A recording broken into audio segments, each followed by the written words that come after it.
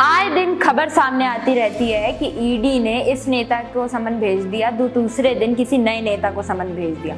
और इन सभी खबरों में एक एक्ट कॉमन होता है जो कि है PMLA यानी कि prevention from money laundering act. तो आइए समझते हैं क्या है ये PMLA। लेकिन उससे पहले आपको समझना होगा कि मनी लॉन्ड्रिंग क्या होती है।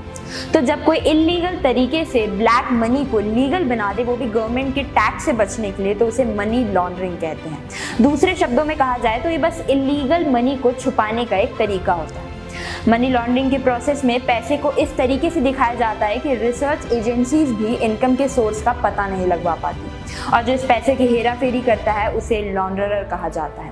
मनी लॉन्ड्रिंग के बेसिकली 3 स्टेप्स होते हैं। पहला है प्लेसमेंट। इस स्टेप में लॉन्ड्रर ब्लैक मनी को अकाउंट में डिपॉजिट करवाते हैं, वो भी अलग अलग अकाउंट में, जिसके बदले अकाउंट होल्डर्स को कुछ परसेंटेज दे दिया जाता है ब्लैक मनी का। दूसरा होता है लेयरिंग। इस स्टेप में ब्लैक मनी से स्टॉक खरीद लिए जाते हैं या फिर उन्हें फॉरेन के बैंक्स में जमा करवा दिया जाता है, और उन्हीं बैंक्स में पैसे जमा कराए जाते हैं जो कि अपने अकाउंट होल्डर्स की डिटेल्स को हमेशा हिडन रखते हैं। तीसरा होता है इंटीग्रेशन। इस स्टेप में इन पैसों को अलग अलग जगह इन्वेस्ट करके यूज किया जाता है, जिससे सरकार को पता न चले कि ये ब्लैक मनी है। अब मनी लॉन्ड्रिंग करने के तरीके तो बहुत होते हैं, मगर एक तरीका है जो सबसे ज़्यादा यूज़ किया जाता है, और वो है फेक सेल्स कंपनी। ये कंपनीज बाकी सेल कंपनियों की तरह ही काम करती हैं, मगर ये एक्चुअल में एग्जिस्ट नहीं करती।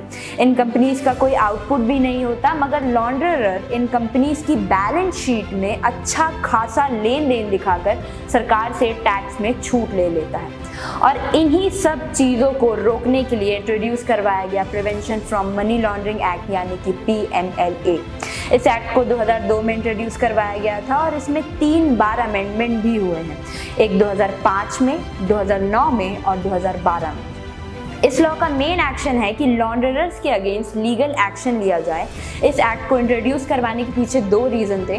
पहला था कि मनी लॉन्ड्रिंग को हमारे देश में कंट्रोल और प्रिवेंट किया जा सके। दूसरा, जो ब्लैक मनी से लॉन्ड्रर्स ने प्रॉपर्टीज या जो भी खरीदा या बनवाया है उसे सीज किया जा सके। इस एक्ट के हिसाब से मुजरिम सिर्फ लॉन्ड्रर नहीं बल्कि वो लोग भी होते हैं जिन्हें लॉन्ड्रर की मदद करी हो। उन्हें फाइनेंशियल पेनल्टीज के साथ साथ 5 से 7 साल की जेल भी हो सकती है। आपको बता दें कि एनफोर्समेंट डायरेक्टरेट यानी कि ED जो इंडियन गवर्नमेंट के फाइनेंस मिनिस्ट्री के अंडर आते हैं, उनके ऊपर पूरी मनी लॉन्ड्रिंग से रिलेटेड केस की इन्वेस्टिगेशन करने का राइट और रिस्पॉन्सिबिलिटी होती है, और ये मनी लॉन्ड्रिंग एक्ट सभी बैंक्स पर अप्लाई भी होता है। मनी लॉन्ड्रिंग एक सामाजिक और आर्थिक समस्या है, क्योंकि इसी की वजह से देश के अलग अलग सेक्टर में अलग अलग तरीकों से पैसे की कालाबाजारी हो रही है।